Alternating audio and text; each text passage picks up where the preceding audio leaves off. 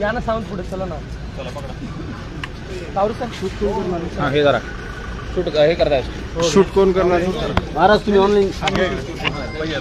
अरे आपण कोण लावणार श्री मग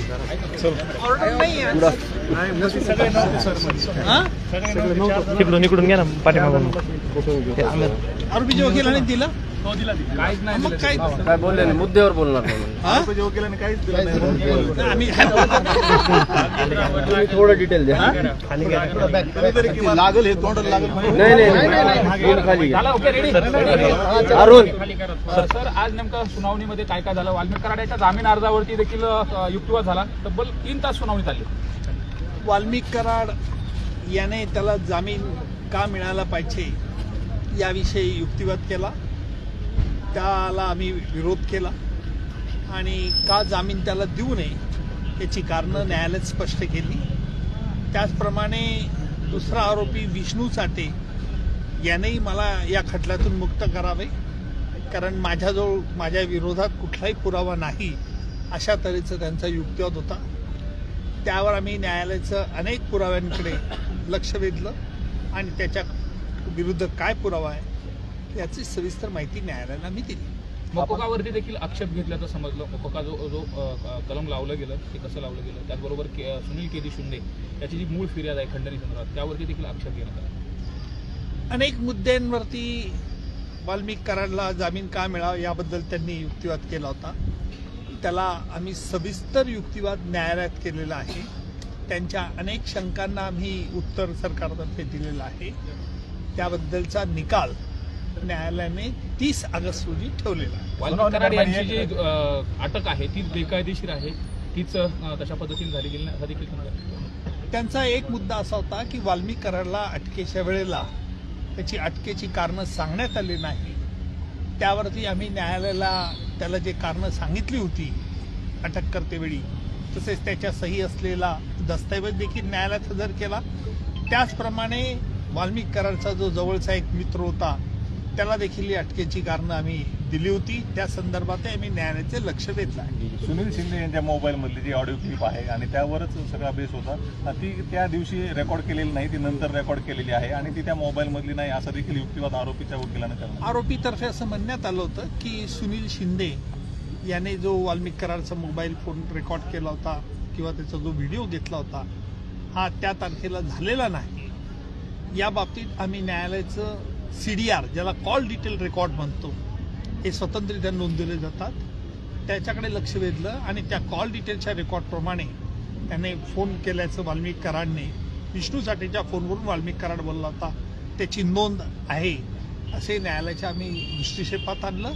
तसंच त्याच्या फोनवरती का झाला आणि या संदर्भातली जी कारणं असतील ती प्रत्यक्ष पुराव्याच्या वेळेला संबंधित साक्षीदाराकडून घेण्यात येते. फॉरेन्सिकच्या रिपोर्टमध्येच तसं म्हटलेलं आहे असं देखील युक्तिवाद उत्तर दिलं.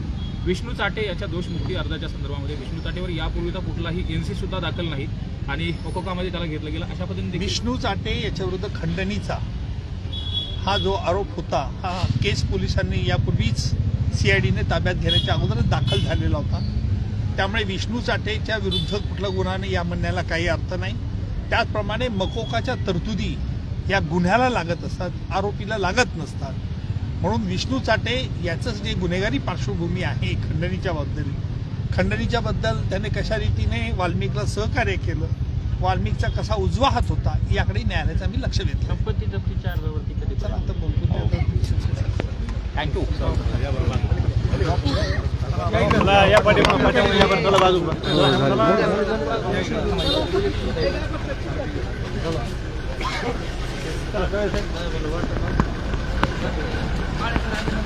नमस्ते भाऊ.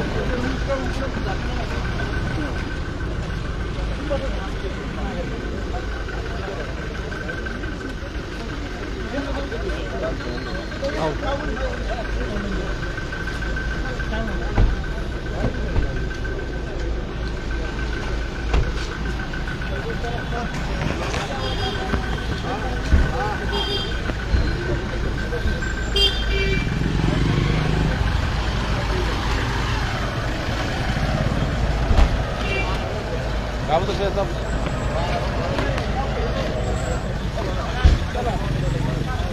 दादूजी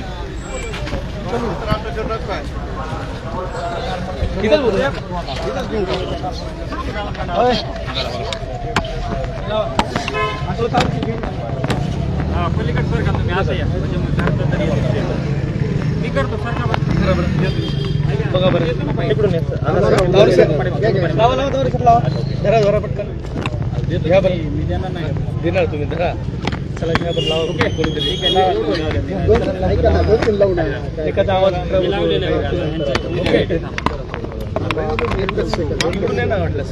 इकडे खालून घ्या नाही ठीक आहे. धनुभाऊ, आज सुनावणी झाली वाल्मिक कराडच्या जामीन अर्जावरती. सुनावणी जवळपास तब्बल 3-3.5 तास ही सगळी सुनावणी झाली. आरोपीच्या वकिलांनीही खूप मोठ्या प्रमाणात युक्तिवाद केलेला होता. तुम्ही प्रत्यक्ष सुनावणीत सहभागी होता. नेमकं काय काय घडलं आणि तुमची काय प्रतिक्रिया असेल? माझी प्रतिक्रिया अशी आहे की जे आरोपी आहेत, आरोपींचे जे वकील आहेत, आरोपींचे वकील हे आरोपी कसे नाहीत किंवा ह्यांना जामीन कशामुळे दिला गेला पाहिजे यावर युक्तिवाद करत होते.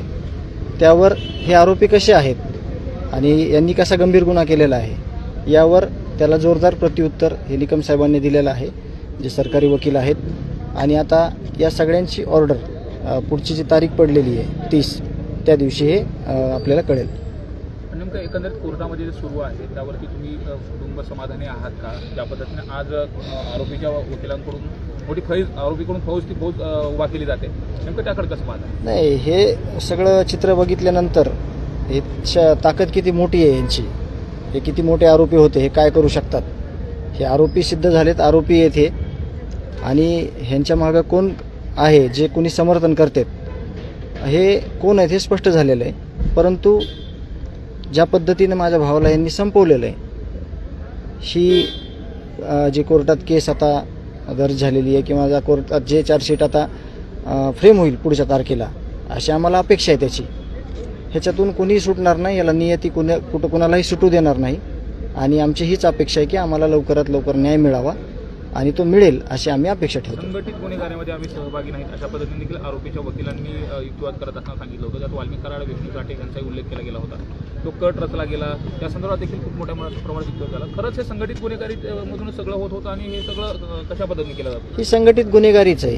ह्याचं तुम्हाला एक ऑफिशियली उत्तर देतो की आत्तासुद्धा मी प्रामुख्यानं म्हणतो की जे पदाधिकारी आहेत पक्षाचे, ज्या पक्षाच्या कार्यालयात ह्या सगळ्या मिटिंगा व्हायच्या, आता देखील पक्षाचे कार्यालयातले काही लोक ज्यांच्याकडे पद आहेत तालुक्याचे, लाडकी बहीण योजनेचं पद आहे, जे जवळीक आहे ह्यांच्यासोबत, हे सगळे लोक ह्या कोर्टाच्या एरियामध्ये किंवा कोर्टात प्रामुख्याने येतात. म्हणजे हे किती मोठं जाळं आहे आणि हे जाळं कोण तोडू शकतंय आणि कुणी तोडलं पाहिजे ह्याचं उत्तर वारंवार मी दिलेलं आहे.